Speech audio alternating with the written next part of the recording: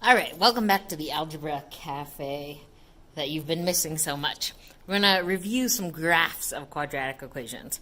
So, a quadratic equation graphs like a parabola. So, whenever you've got something like y equals ax squared plus bx plus c, that's a quadratic equation. It's going to graph like a parabola, either opening up or opening down.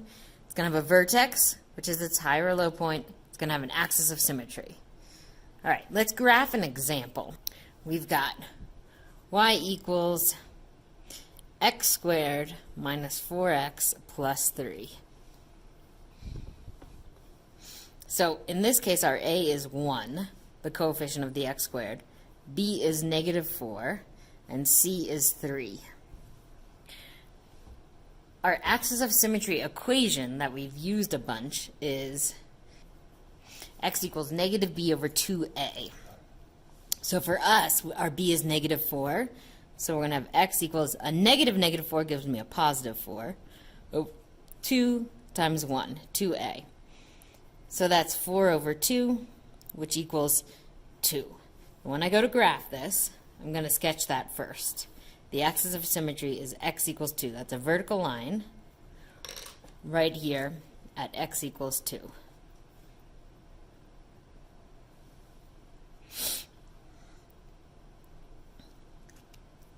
Now I know to find the vertex, we're going to plug in the x-coordinate. We know it's going to be 2 something, because the 2 from the axis of symmetry, the vertex has to be somewhere here on the axis of symmetry.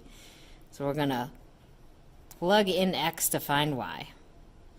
2 squared is 4 minus 8 plus 3. So negative 4 plus 3, that gives me negative 1. So my vertex is 2, negative 1. I'm going to go ahead and put that on the graph.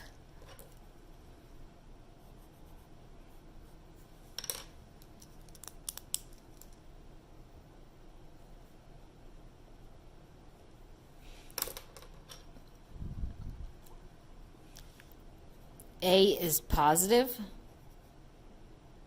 so this is going to open up. Let's make a table. The vertex is a great place to start your table. Okay, so I've got 2, negative 1 I know is a point. That's my vertex. Let's plug in 0 because that's super easy.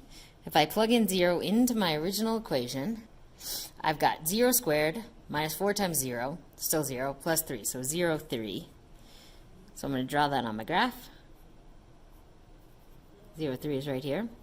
Now this is my axis of symmetry, so there's a symmetrical point on this side. This is 2 spaces away, so 2 spaces away over here. I'm also going to be up here at 3.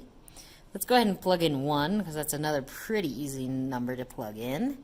1 squared minus 4 times 1. So that's going to be 1 minus 4. Negative 3 plus 3 is 0. So with 0, that's right here. And again, using the symmetry, I've got a point right here. Now I can go ahead and draw my parabola. So there are a few key points that we used here. We used the symmetry. Once we found points on this side, we found points on this side. We used this equation for the axis of symmetry, negative b over 2a. We used the strategy for finding the vertex using the x-coordinate from the axis of symmetry and then plugging that into the equation to find y.